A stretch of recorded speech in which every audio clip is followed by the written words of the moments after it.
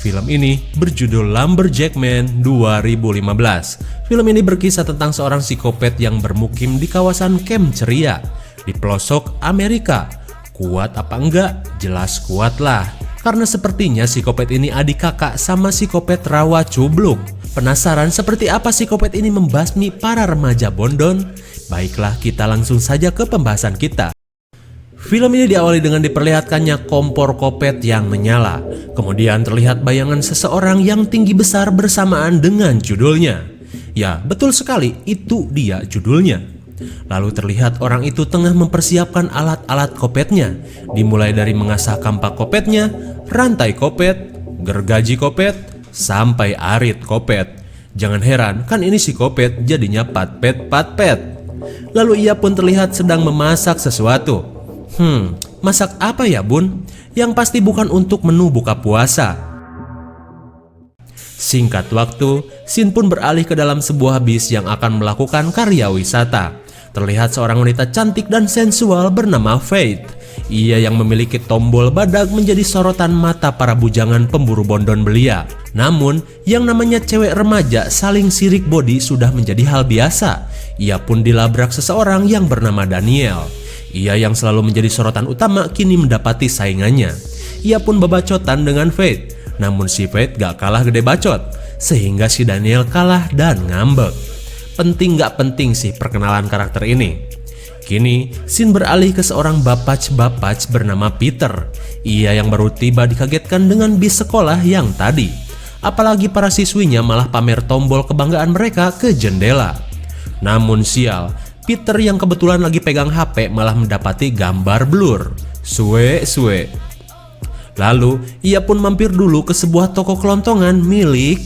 Nah, pintar, masa nggak tahu Sultan? Ia pun kepo kepada kasir di sana tentang tujuan bis sekolah yang selalu melewati jalanan ini. Hingga si kang kasir bilang, biasa, anak sekolah lagi banyak yang study tour ke Kurtz Camp, atau biasa kita sebut Camp Ceria.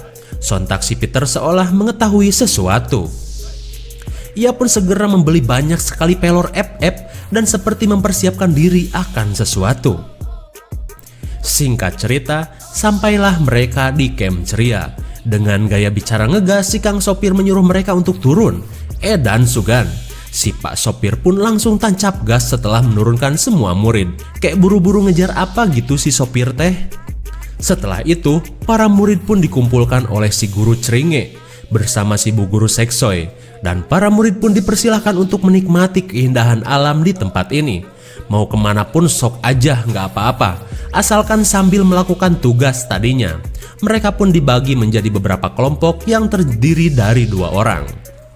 Mendengar hal itu, para murid yang didominasi wanita-wanita Seksoy pun kegirangan, dan mereka pun pergi. Di sisi lain, si kang sopir pun lagi ngabret tancap gas seedan-edannya. Dan ternyata, pantes aja buru-buru, si kang sopir dah punya janji dengan 2 Bondon.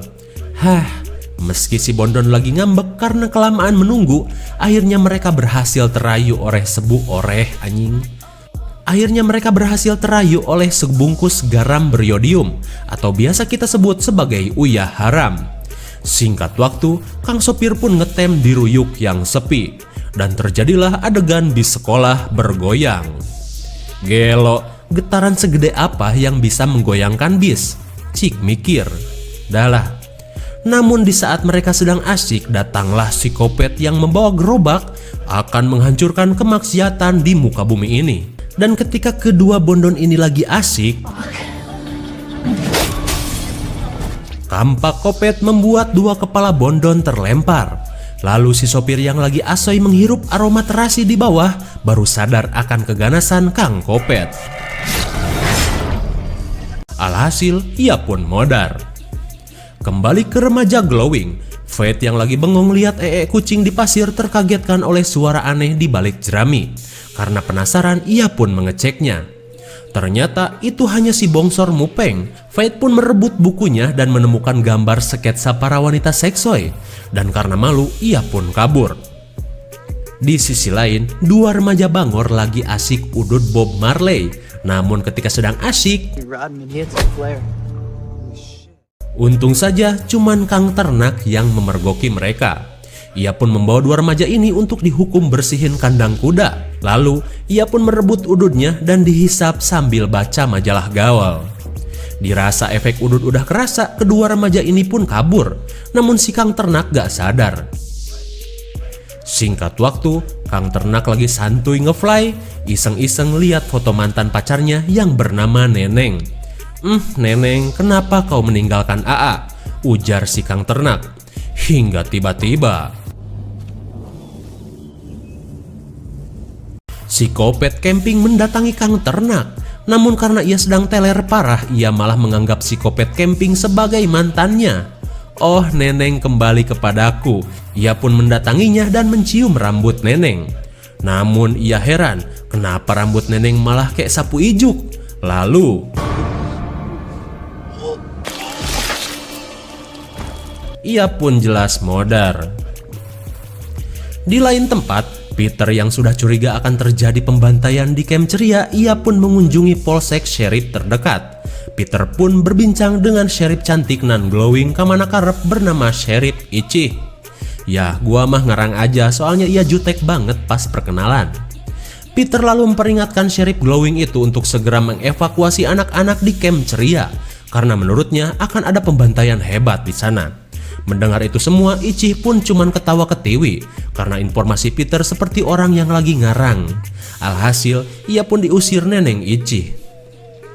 Kembali ke Camp Ceria, terlihat si Bongsor lagi kelayaban gak jelas sambil nyemil pisang.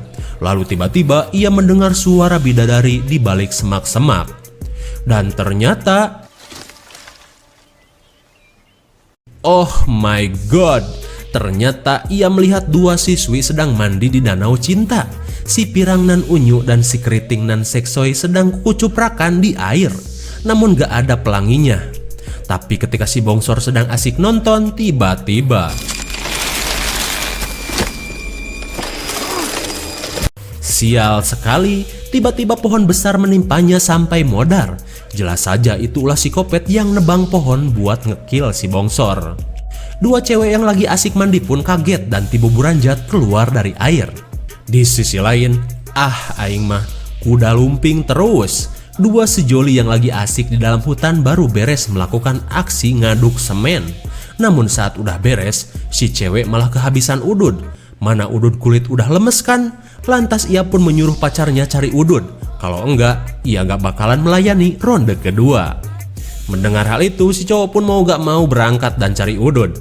Namun sialnya, si Kopet yang tiba-tiba berada di sana sedang memperhatikan mereka. Kalian jangan kaget kalau si Kopet cepet banget pindah-pindahnya, karena jurus Hokage keempat udah bagaikan kentut bagi dirinya. So easy. Lalu ketika si cowok sedang berjalan, si Kopet dengan mudah mencabut kepalanya. Tentu saja teriakan dari si cowok terdengar si Neneng yang lagi recharge energi gabrut. Ia pun mengecek sumber suara itu. Dan ternyata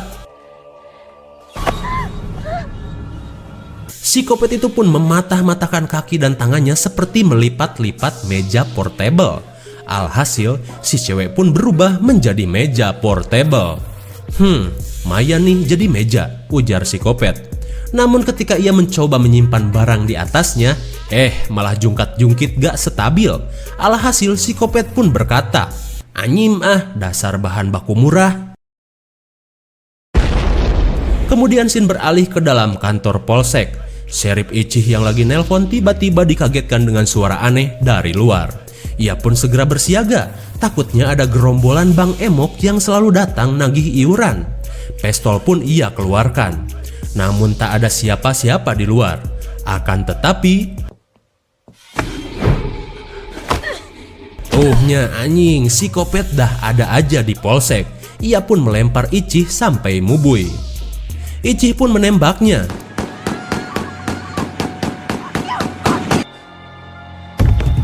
Satu klip pistol ia habiskan untuk si Kopet.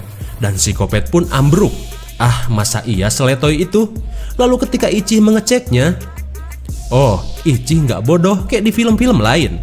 Ia pun memastikan kematian dari si Kopet itu.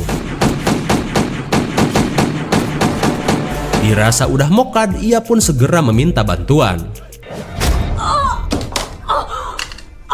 Apa gua bilang? Psikopat mah kuat. Ichi pun ripuh dengan kapak di punggungnya. Lantas ia pun mencoba melawan dengan alat seadanya.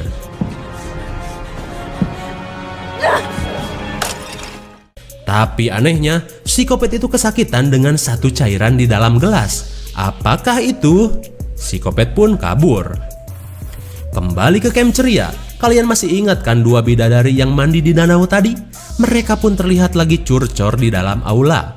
Kemudian seorang cowok datang mengajak mereka abok sari tamulawak jawara cap orang sengklek. Melihat itu, si cewek polos yang lagi belajar bangor pun iya-iya aja. Lalu mereka pun berpesta ria.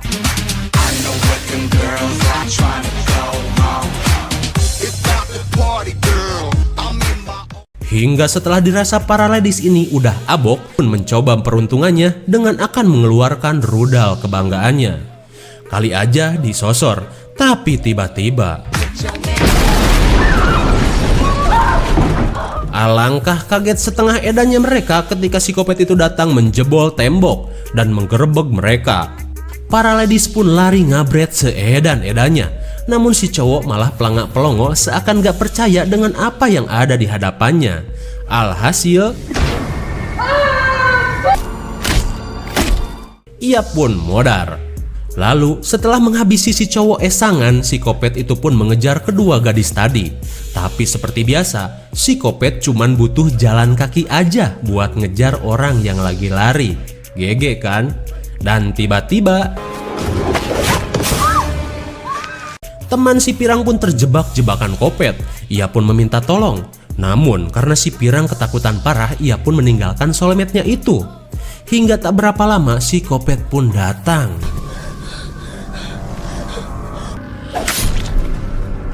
Keran air pun menancap di jidatnya sehingga mengeluarkan darah. Kembali kepada si Pirang. Ia yang lari edan pun seperti tak mengetahui arah dan tujuan. Ia hanya berlari gak jelas asruk-asrukan melintasi hutan. Hingga Hiraishi no Jutsu is real. Psikopat tiba-tiba berada di hadapannya dan menampol-nampol wajah unyu si Pirang sampai hancur. Sayang sekali ya, padahal doi bibit unggul yang perlu dilestarikan. Kembali ke camp, tiba-tiba Peter sudah berada di sana dan memberitahu semua bahwa camp ini nggak aman. Jika kalian tetap di sini, kalian bakalan mati sama psikopat camping pembuat pancake. Peter pun menceritakan asal mula dari psikopat itu. Di zaman dulu, telah hidup seorang pria yang pandai membuat pancake. Namun kepandaiannya itu malah menjadi malapetaka baginya. Karena datang seorang pemburu jahat yang tergiur akan masakannya. Ia pun menawarkan jika ia bisa mendapatkan resep pancake itu, ia akan memberinya uang yang banyak. Namun orang tersebut tak mau dan tetap memegang resep keluarganya. Hingga akhirnya lelaki itu pun membunuh orang tersebut dan mengambil resepnya secara paksa. Dan parahnya, lelaki itu membunuhnya dengan cara menyelupkan wajahnya ke dalam panci selai pancake sampai mati.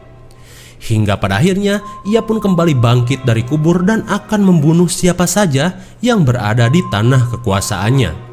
Itulah sepenggal cerita dari psikopat camping. Namun ceritanya itu hanya dianggap sampah dan seperti biasa ia pun diusir. Singkat waktu, malam pun tiba. Peter yang pasrah akan kebebalan warga sekolah pun pulang. Namun tiba-tiba terlihat polisi Seksoy Ichi sedang ripuh dan meminta tolong.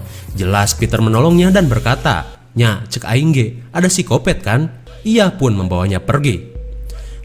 Kembali ke camp ceria, mereka yang sedang makan malam dengan ceria tiba-tiba dikagetkan sesuatu. Bubar, psikopat merangsak masuk dengan kekuatan huleknya. Lalu di saat mereka pelangak pelongo karena psikopat yang Peter bicarakan ternyata benar. Salah satu murid di sana pun modar. Sontak mereka pun panik riweuh seedan-edannya.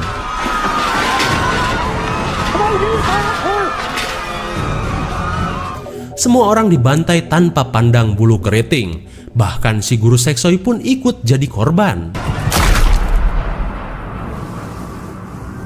Oh tidak, balon-balonan di tombolnya pun dicabut sampai mati. hingga satu bencong datang berusaha melawan si Kopet menggunakan kekuatan gelainya. Jelas saja si Iye gak ada apa-apanya. Singkat waktu, beberapa orang yang tersisa termasuk si Fate kabur melalui pintu belakang, namun sialnya terkunci. Hingga satu cowok yang care sama si Fate berusaha menjadi superhero. Ia berusaha menahan pintu agar si nenek cantik bisa kabur. Alhasil,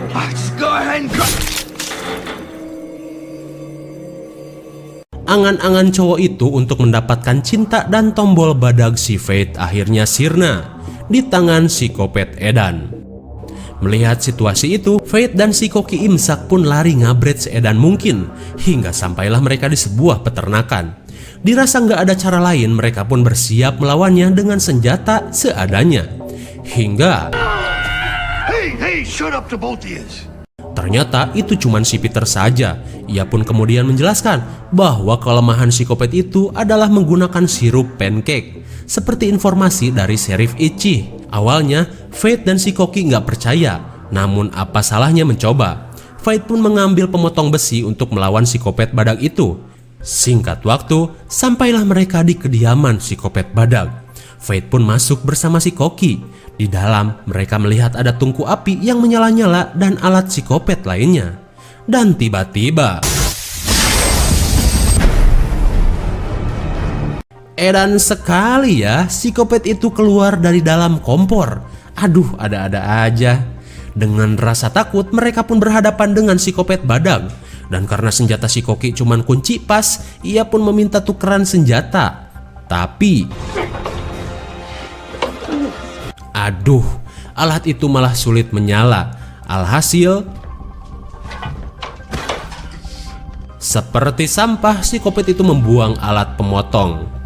Lalu, aduh, apalagi kunci gituan, ia pun membuangnya lagi. Dalam keputusasaan, si Koki pun bilang, coba lawan pakai sirup pancake. Lalu ketika Fate akan melakukannya, jarinya pun buntung. Dan di saat mereka akan dieksekusi, untung saja si Peter Pan datang menggunakan senjata FF tanpa skin. Ia pun menembakinya. Terlihat si Kopet itu sudah tak berdaya dan mereka pun segera pergi. Tapi karena si Kopet mah kuat, senjata FF pun tak berasa. Percuma di top up juga, habisin duit orang tua doang. Dan karena panik, shotgun FF udah nggak ada pelornya, si Peter pun mencoba adu jotos. Udahlah, Fate pun dilempar sampai ke dalam rumah. Dan tanpa diduga, kebetulan ia menemukan satu gentong sirup pancake. Peter pun menyuruhnya untuk melumuri tubuh dengan sirup itu untuk melawan si Kopet badak. Lalu ia pun membuka bajunya dan akan melawannya. Awas, gagal fokus. Backwoods!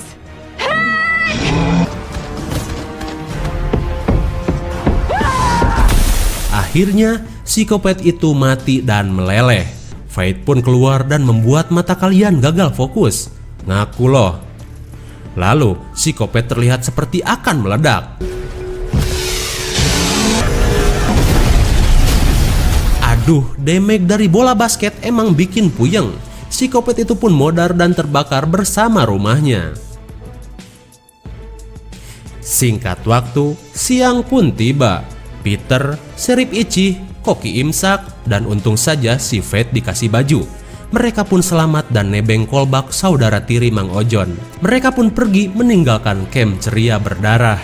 Dan film Lumberjack pun berakhir.